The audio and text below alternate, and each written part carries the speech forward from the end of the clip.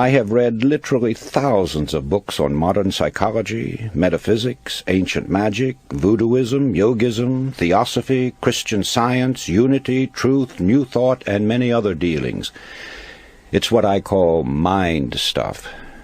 Many of these books were nonsensical, others strange, and many very profound. Gradually, I discovered that there is a golden thread that runs through all the teachings and makes them work for those who sincerely accept and apply them. That thread can be named in a single word: belief. It is this same element or factor, belief, which causes people to be cured through mental healing, enables others to climb the ladder of success, and gets phenomenal results for all who accept it. Why belief is a miracle worker is something that cannot be satisfactorily explained, but have no doubt about it. There's genuine magic in believing. The magic of believing became a phrase around which my thoughts steadily revolved. I've tried to put down these thoughts as simply and as clearly as I could, so that everyone can understand. My hope is that anyone who listens will be helped in reaching their goal in life. So, you begin with desire if you ever hope to achieve anything or gain more than you have now. However, as we shall see, there is more to it than mere desire. It has been said that thought attracts that upon which it is directed. Thought attracts that upon which it is directed. It was Job who said, "For the thing which I greatly feared is come upon me."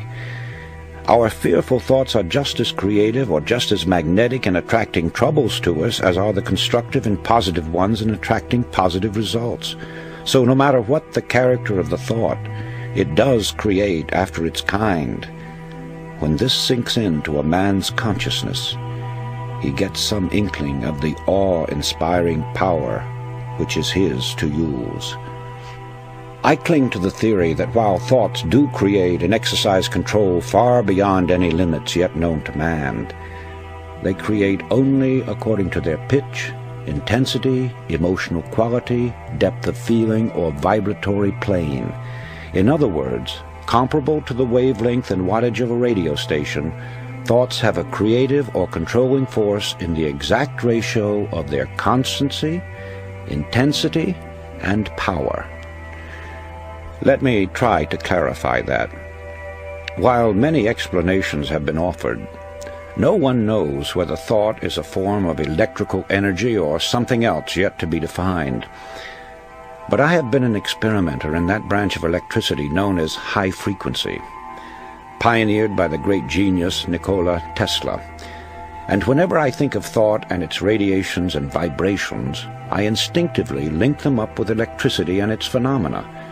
In this manner they become more understandable to me.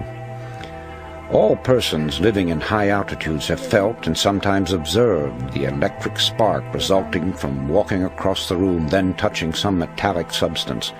That, of course, is a form of static electricity generated by friction. It gives you an idea of how one kind of electricity can be developed through the body.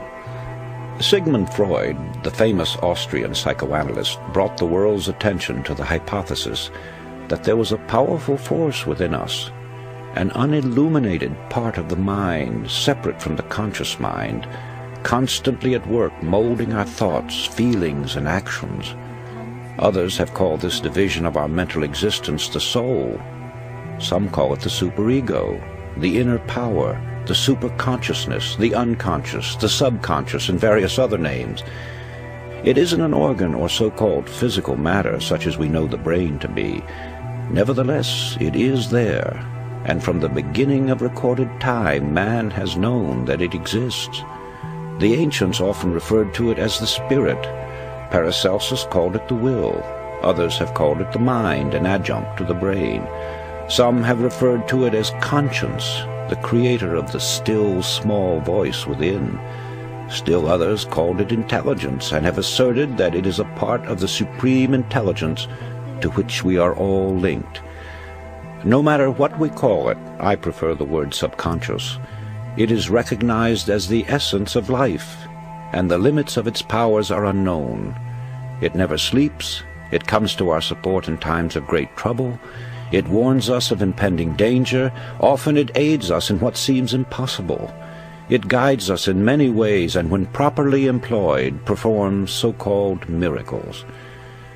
Perhaps the most effective method of bringing the subconscious into practical action is through the process of making mental pictures, using the imagination, perfecting an image of the thing or situation as you would have it exist in physical form. This is usually referred to as visualization. However, before this visualization can work, you must really believe. I refer now to deep-seated belief, a firm and positive conviction that goes through every fiber of your being. When you believe it heart and soul, as the saying goes. Now call it a phase of emotion, a spiritual force, a type of electrical vibration, anything you please, but that's the force that brings outstanding results. It sets the law of attraction into operation and enables sustained thought to correlate with its object. This belief changes the tempo of the mind or thought frequency, and like a huge magnet, draws the subconscious forces into play, changing your whole aura and affecting everything about you, and often people and objects at great distances. It brings into your individual sphere of life results that are sometimes startling. After studying the various mystical religions and different teachings and systems of mind stuff, one is impressed with the fact that they all have the same basic modus operandi, and that is through repetition. The repeating of certain mantras, words, formulas, or just plain mumbo-jumbo is common with witch doctors, voodoo high priests, hexers, and many other followers of strange cults. They use them to evoke the spirits or work black magic. One finds the same principle at work in chants, incantations, litanies, daily lessons. Also the frequent praying of the Buddhists and Muslims alike, the affirmation of the Theosophists and the followers of unity, the absolute, truth, new thought, divine science. In fact, it is basic to all religions, although here it is white magic instead of black magic. This brings us to the law of suggestion, through which all forces operating within its limits are capable of producing phenomenal results. That is, it is the power of suggestion and autosuggestion, your own to yourself, or heterosuggestion coming to you from outside sources, that starts the machinery into operation or causes the subconscious mind to begin its creative work. And right here is where the affirmations and repetitions play their part. It's the repetition of the same chant, the same incantation, the same affirmations that lead to belief. And once that belief becomes a deep conviction, things begin to happen. Now, this is the same identical force and the same mechanics that Hitler used in building up the German people to attack the world. A reading of Mein Kampf will verify that. Dr. René Fauvel, a famous French psychologist, explained it by saying that Hitler had a remarkable understanding of the law of suggestion and its different forms of application. It was with uncanny skill and masterly showmanship that he mobilized every instrument of propaganda in his mighty campaign of suggestion. Hitler openly stated that the psychology of suggestion was a terrible weapon in the hands of anyone who knew how to use it. Let's see how he worked it to make the Germans believe what he wanted them to, and once that belief took hold, how they started their campaign of terror. Slogans, huge signs, posters, masked flags appeared throughout Germany. Hitler's picture was everywhere. One Reich, one folk, one leader became the chant. It was heard everywhere. Today we own Germany, tomorrow the entire world. The marching song of the German youths came from thousands of throats daily. Such slogans as, "Germany has waited long enough," "Stand up, you are the aristocrats of the Third Reich," "Germany is behind Hitler to a man," and hundreds others, bombarded the people 24 hours a day.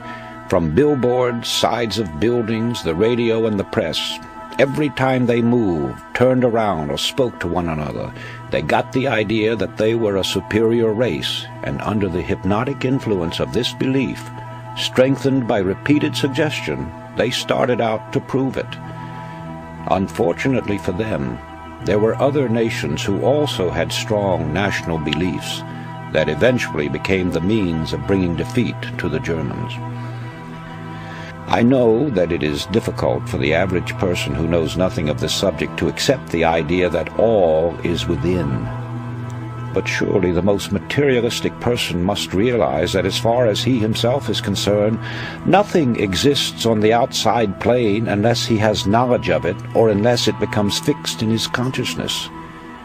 It is the image created in his mind that gives reality to the world outside of him.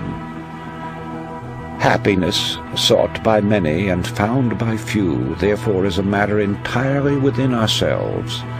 Our environment and the everyday happenings of life have absolutely no effect on our happiness except as we permit mental images of the outside to enter our consciousness. Happiness is wholly independent of position, wealth, or material possessions. It is a state of mind which we ourselves have the power to control.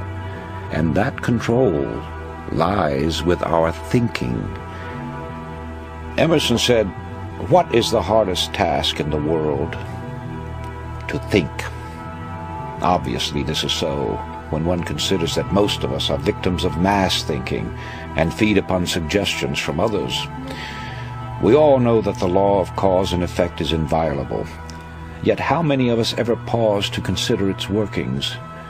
The entire course of a man's life has many times been changed by a single thought, which coming to him in a flash became a mighty power that altered the whole current of human events. History is replete with the stories of strong-minded, resolutely willed individuals who, steadfastly holding to their inner convictions, have been able to inspire their fellow man and in the face of tremendous and determined opposition have literally created out of nothing great businesses, huge empires, and new worlds. They had no monopoly of thought power. You and every man and woman have it.